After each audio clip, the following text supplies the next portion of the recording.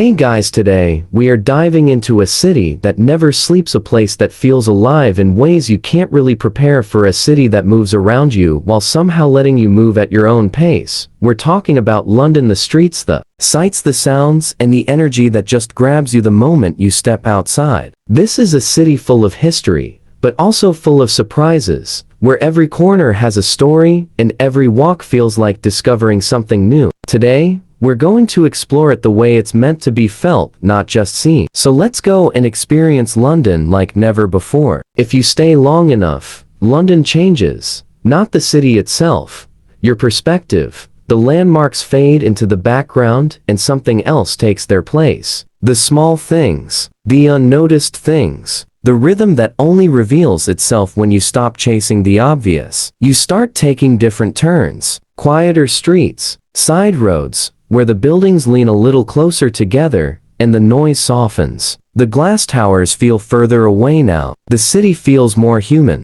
In places like Covent Garden, the air carries music before you even see the performer. A violinist under an archway, a singer, drawing a small crowd without trying too hard. No stage lights, no grand introduction, just talent filling the open space between strangers. People pause, some film, some simply listen, and then they move on. That's London. Moments happen, they're appreciated, and life continues.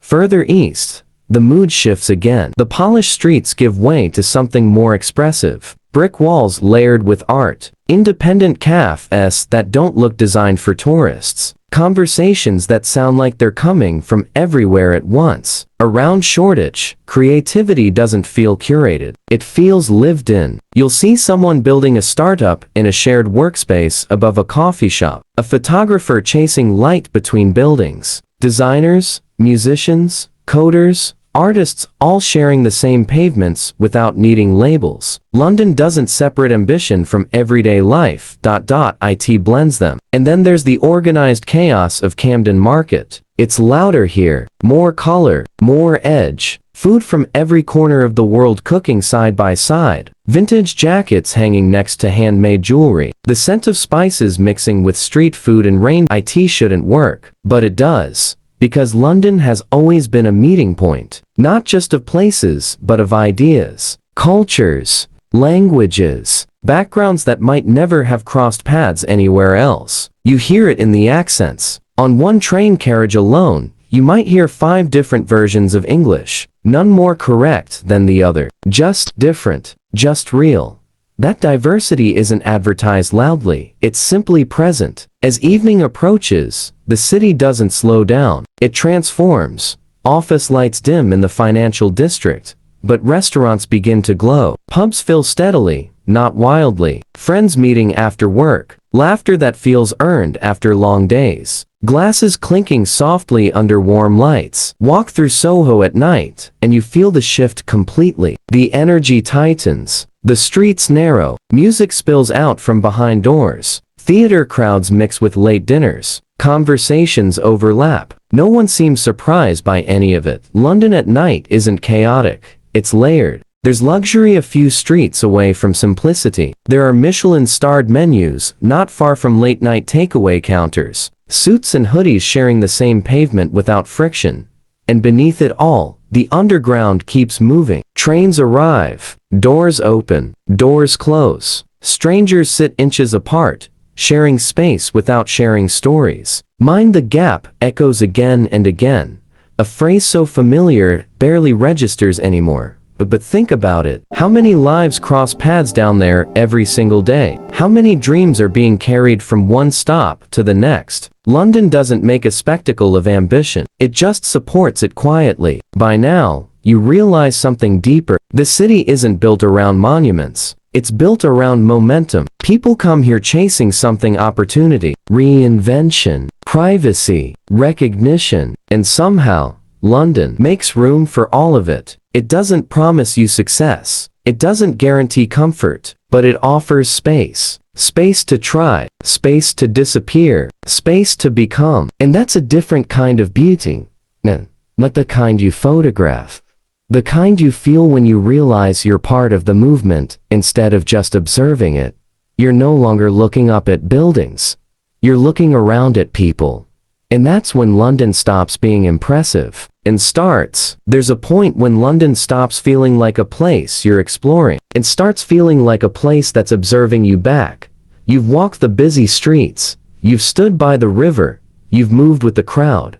Now it's quieter, not because the city slowed down, but because you did. You noticed the details differently at this stage. The way light reflects off wet pavement after a short evening rain. The way conversations soften as night gets deeper. The way buildings that looked ordinary during the day feel almost cinematic under street lamps. London doesn't glow loudly at night. It hums. In areas like Notting Hill, the streets feel almost intimate after dark. Colorful houses settle into shadow. Windows glow from inside. Life happening behind curtains. Unseen but present. It feels residential, grounded, real. A few miles away near Canary Wharf, the mood is completely different. Glass towers reflect each other in sharp lines. The financial heartbeat of the city doesn't fully sleep. Screens are still lit in high offices. Late trains still arrive. There's ambition in the air. Two completely different worlds.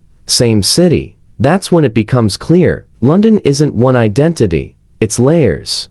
Royal tradition still exists within the gates of Buckingham Palace, where ceremony and routine carry on regardless of headlines or trends. Tourists gather outside during the day, but at night it stands almost still, guarded and composed.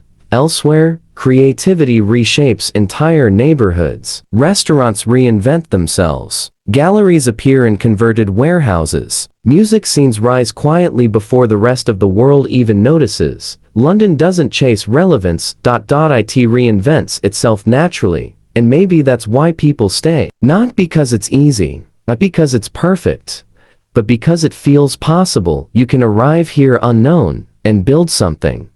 You can arrive successful and start over. You can blend into the crowd or stand out completely. The city doesn't decide for you. It simply provides the stage. And through it all, the small things remain constant.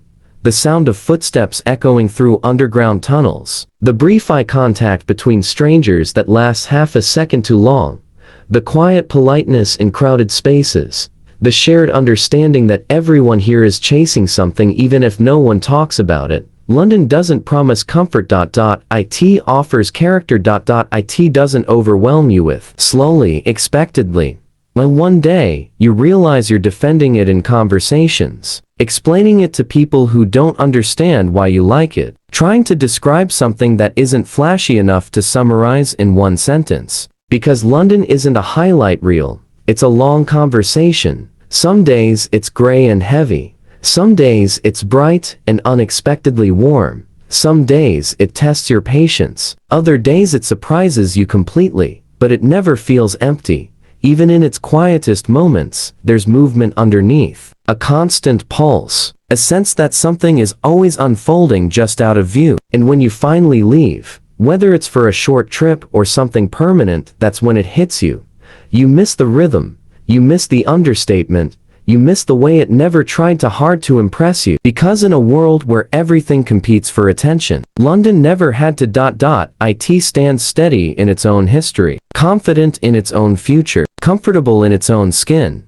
And maybe that's the real beauty of this city. Not the skyline, not the monuments, not the postcards, but the quiet certainty that it will continue with or without applause. And somehow, you're glad you got to walk through it.